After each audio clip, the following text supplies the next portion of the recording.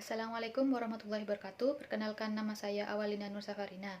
Di sini saya akan mereview tentang isu-isu kontemporer, di mana saya akan eh, sedikit menjelaskan maksud dari isu dan kontemporer. Isu sendiri adalah masalah atau topik yang sedang hangat dibicarakan, atau beritanya masih menjadi hilir yang tak asing di kalangan masyarakat. Maksudnya itu topik yang sedang booming dibicarakan di masyarakat. Sedangkan kontemporer sendiri maksudnya yaitu kekinian. Bisa diartikan dengan kata lain adalah sesuatu yang terjadi sekarang atau sesuatu yang menjadi tren pada masa sekarang.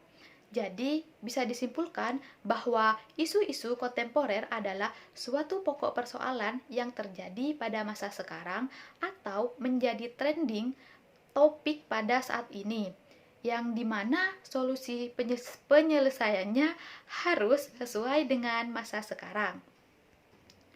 Selanjutnya yaitu pendidikan Islam. Pendidikan Islam sendiri adalah proses pendidikan yang bersumber dari nilai-nilai agama Islam dengan memiliki tujuan untuk menanamkan atau membentuk sikap hidup mengembangkan kemampuan berilmu pengetahuan sejalan dengan nilai-nilai Islam yang melandasi untuk mengembangkan kehidupan anak didik ke arah kedewasaan atau kematangan yang menguntungkan dirinya, yang dilakukan dengan langkah-langkah yang dapat dipertanggungjawabkan kelak.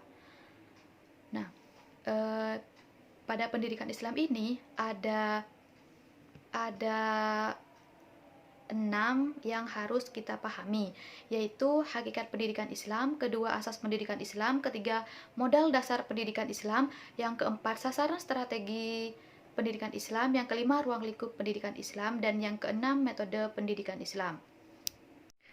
Yang pertama yaitu hakikat pendidikan Islam. Hakikat pendidikan Islam sendiri adalah proses membimbing dan mengarahkan pertumbuhan dan perkembangan anak didik agar menjadi dewasa sesuai dengan tujuan pendidikan Islam. Jadi, hakikat pendidikan Islam ini intinya yaitu proses membimbing dan mengarahkan peserta didik untuk mencapai tujuan pendidikan Islam. Yang kedua yaitu asas pendidikan Islam, di mana asas pendidikan Islam tersebut adalah asas perkembangan dan pertumbuhan dalam peri kehidupan yang seimbang antara kehidupan dunia ukhrawi, jasmani rohani, atau kehidupan material spiritual. Jadi, asas pendidikan Islam ini merupakan pertumbuhan dalam peri kehidupan di mana harus ada keseimbangan antara jasmani dan rohani, ukhrawi dan duniawi, serta kehidupan material spiritualnya. Yang ketiga yaitu modal dasar pendidikan Islam. Maksudnya di sini modal dasar pendidikan Islam yaitu kemampuan dasar atau fitrah untuk berkembang dari masing-masing pribadi manusia sebagai karunia Tuhan. Karena kemampuan dasar atau fitrah adalah pemberian Tuhan yang tidak bisa dirubah oleh siapapun, melainkan hanya bisa dikembangkan secara opsional melalui pendidikan. Yang keempat adalah sasaran strategis pendidikan Islam. Maksudnya di sini yaitu dengan cara menanamkan dan mengembangkan nilai agama dan nilai-nilai ilmu pengetahuan secara mendalam dan meluas dalam pribadi anak didik sehingga terbentuk dalam dirinya keimanan dan ketakwaan yang dapat diimplementasikan dalam kehidupan sehari-hari. Maksudnya di sini yaitu dengan cara menanamkan dan mengembangkan nilai-nilai agama dan diimplementasikan dalam kehidupan sehari-hari atau diamalkan dalam kehidupan sehari-hari. Yang kelima yaitu ruang lingkup pendidikan Islam.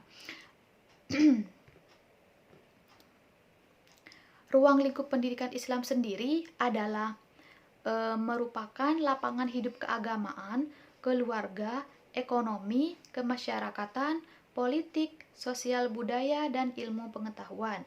Jadi, ruang lingkup pendidikan Islam yaitu ada 5 keagamaan, keluarga, ekonomi, kemasyarakatan, politik, dan ilmu pengetahuan.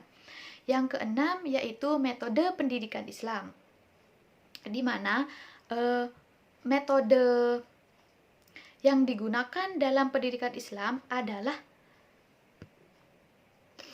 metode yang didasarkan atas pendekatan-pendekatan keagamaan atau religius.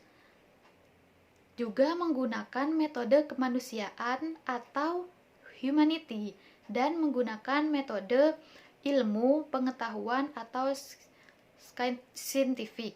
Jadi metode pendidikan Islam itu ada bermacam-macam, tidak hanya menggunakan satu metode saja, tetapi menggunakan metode keagamaan, metode pendekatan kemanusiaan, dan metode pendekatan ilmu pengetahuan.